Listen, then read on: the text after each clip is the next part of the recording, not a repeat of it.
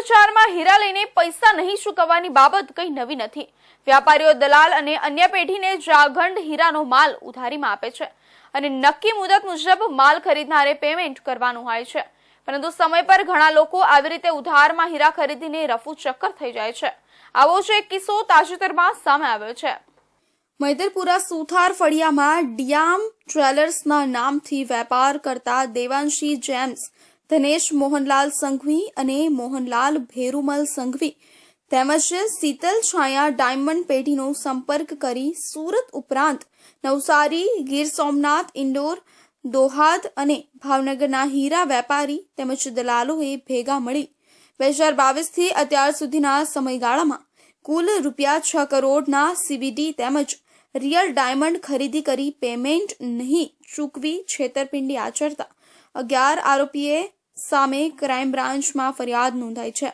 6 કરોડના રિયલ તેમજ CVD હીરા ઉધારમાં ખરીદી મૂળ રાજસ્થાનના સિરોહી જિલ્લાના વતની અને હાલ વેસુ આભવા રોડ સુડા ભવનની સામે સંપ્રીતિ પેલેસમાં રહેતા ધનેશ મોહનલાલ સંઘવી મૈદરપુરા હીરા બજાર સુથાર ફળિયામાં ડિયામ જ્વેલર્સના નામથી રિયલ ડાયમંડ તેમજ CVD ડાયમંડનો વેપાર કરે છે। વર્ષ 2022ના સમયગાળામાં ગીર સોમનાથના વતની પાંચા ઉર્ફે હનુમાન નારણ સિંગડ તેમજ હિતેશ ગુંડાળા સહિત હીરા વેપારી અને સુરત મૈદરપુરાના કેટલાક દલાલો ધનેશ સંઘવીના સંપર્કમાં આવ્યા હતા।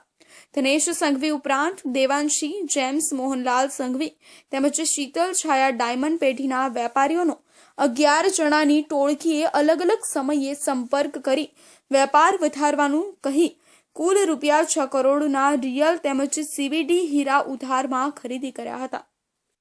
ધનેશભાઈ સંઘવીની ફરિયાદના આધારે DCB પોલીસ સ્ટેશનમાં IPC કલમ 409, 120B વગેરે મુજબનો ગુનો નોંધવામાં આવેલ છે।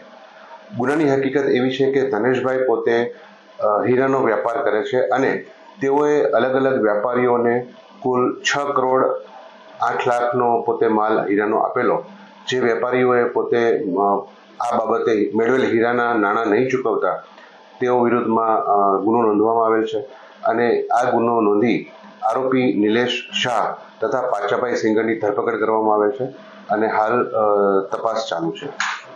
ચીટરોએ નક્કી કરેલી મુદતે હીરા બજારના નિયમો મુજબ રૂપિયા માંગતા ધનેશ સંઘવીને વેપારીઓએ રૂપિયા ચૂકવ્યા ન હતા અને ફોન તેમજ વેપાર બંધ કરી રફુ ચક્કર થઈ ગયા હતા। આ છેતરપિંડી અંગે ધનેશ સંઘવીએ કુલ 11 જણા વિરુદ્ધ ક્રાઇમ બ્રાન્ચમાં ગુનો નોંધાવ્યો હતો।